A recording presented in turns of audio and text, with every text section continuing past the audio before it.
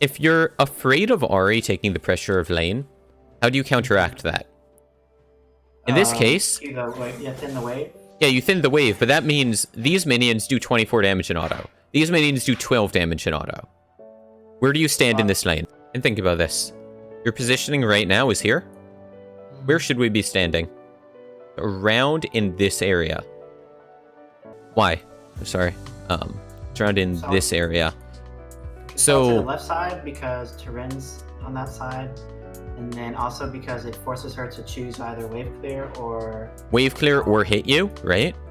You use Q here because you're trying to contest the push, and you do the autos at the same time. And again, it's 2 autos here and 1 auto here in this case.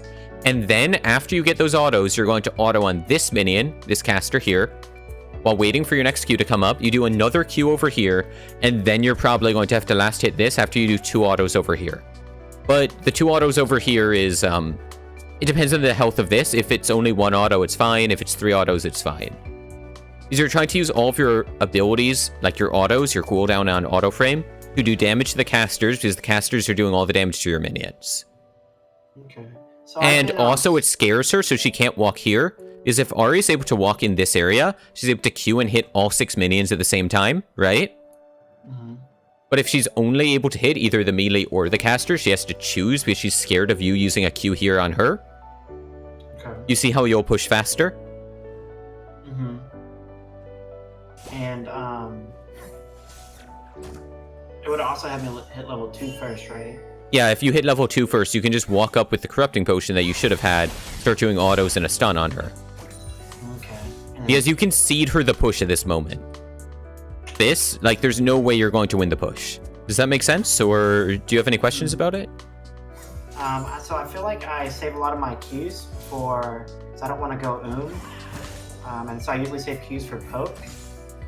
But I see that if I'm trying to not concede the push, then I definitely need to Q the wave. It's not just that, it's also...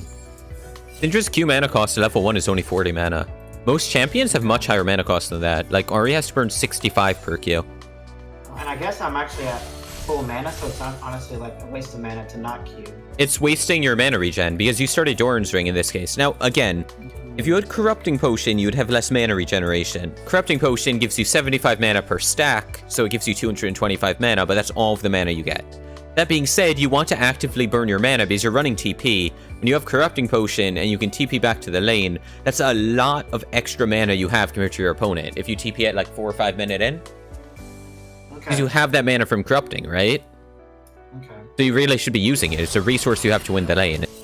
And at this point, like, you've already set yourself into this losing mentality of the lane. You're receiving the aggression, not taking it. And then she misses the charm. This is a really good sidestep from you. But I want you to think about this. You're in range of using Q on her. You can just Q her right here, immediately, like QEW auto. Now at half health there already. And you get almost half her health for free off of her missing this charm. And then you end up doing the stun, but it's late. You don't use your W on her there for the extra damage, and you don't get the auto for free. This is when you could have burned the flash. So you get the Q. This is good. He over chases you. So right now, when this Q comes up, you want to QE. You get the QE. You grab a minion. So then you get that. You get the auto. And I want you to think about this. She has no mana. She can't do anything. Yeah, she also, her charm should still be on And her cooldown. charm is on cooldown, yeah, for another 6 seconds. She has no abilities up. If you just auto and chase her, she has to flash. There's no other choice. When you cast the next Q, she'll flash. Otherwise, she's dead. But you see that movement where you back off? Yeah, that lost me the range. That lost you the range to keep chasing. Because if you're able to keep chasing, you just keep chasing. One more Q. You flash over her charm if she charms. She doesn't have the mana for charm anyway. I mean, 70 mana, she has 27. You get another Q and auto. She's going to flash. Like, there's no way she can't. You immediately back in this positioning. Think about this. She has to recall, right? So she's back. I am so bad at drawing with this thing. She's back here. You have TP. This wave is receiving in. Okay. So you punish this positioning by TPing. Sorry, which minion do we TP on? The lowest? The caster minion. You don't want to TP on one of these, because then it will prevent this wave from shoving in. Because it's stopping it from dying, right? Okay. And then also, I think... So, and then you thin the wave when you TP back. You thin it by killing this tank minion. You want to kill this as fast as you can. You want to kill... probably 2 of the caster minions. No, just 1 of the caster minions in this case. And 2 of the melee minions. Because... Is that to sort of freeze?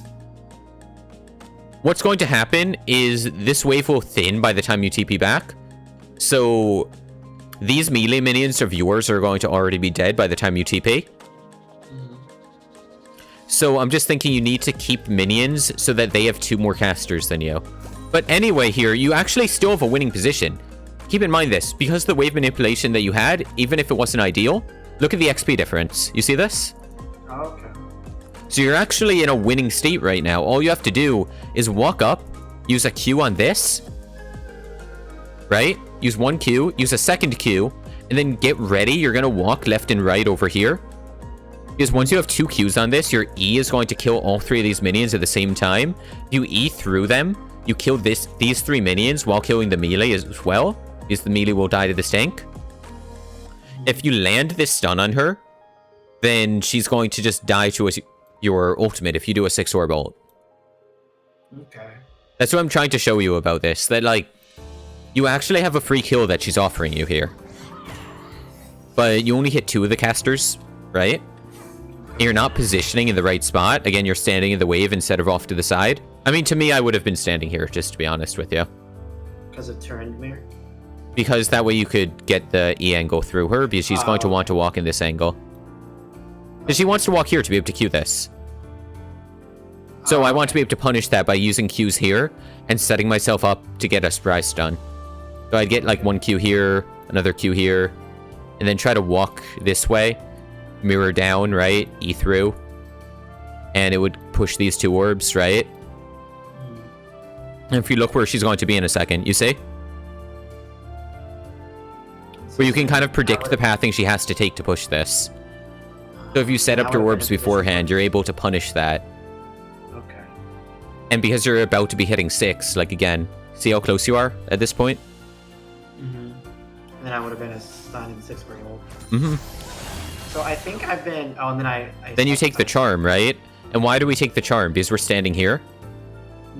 But if you're standing up here, you just walk slightly to the left and this minion's going to block. Okay. And even then, like, even with the charm tank, you have 6 on 1 minion. You have corrupting potion up, so you should instantly use corrupting here. You should just Q this and you'll have 6.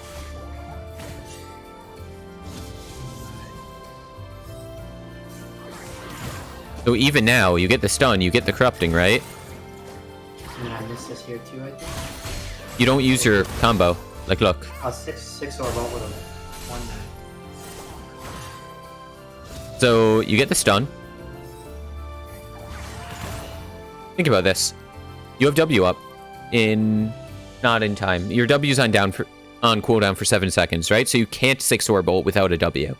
But what you can do is you can walk up, you can auto, you can use Q right here, and then ult. Okay. Because then at least you'll have a 5 orb ult. I use 1 Q. I just dance around, right? I use the second Q, and then I instantly E. I grab the first Q, I auto while walking up, and then I use QR.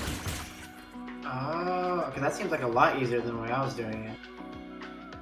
So, obviously, he's going to be walking back before that 3rd Q, but you just walk with him and then use it. Because you have more move speed, because you have Corrupting Potion, it's so easy, right? Okay, so Q, and then you stun, and then W that first Q, and then Q again. Yeah, exactly, see? You W, you walk, right? Let's say he's running away, let's say he's not, it doesn't really matter, you get 6 orb ult. Okay, yeah, that's way easier than what I was doing. There's one other way of doing this, and that's Q on the ground. You're just walking, right? Yeah. Then you do it like this, you see?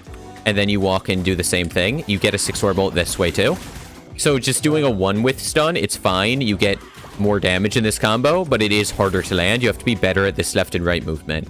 You see how when I'm aiming a stun, it's about the E. So look how I walk left and right? You see the indicator for where it's going to go? You just think, like, where is the enemy champion? I E. You say?